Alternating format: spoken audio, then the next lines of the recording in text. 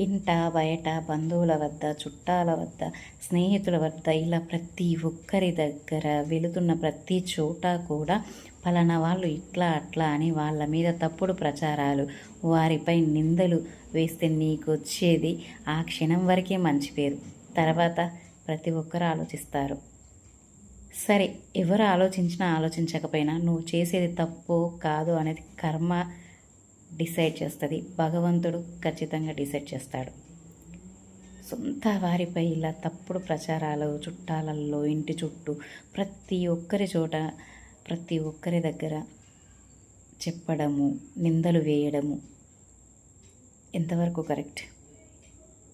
ఈరోజు ఆనందంగా ఉండొచ్చేమో, ఈరోజు ఒకరి దగ్గర సానుభూతి పొందొచ్చేమో తప్పుడు ప్రచారాల వల్ల, కానీ కర్మ మాత్రం నిన్ను విడిచిపెట్టదు. భగవంతుడు ఖచ్చితంగా నీ కళ్ళు తెరిపించే రోజు దగ్గరలోనే ఉంది.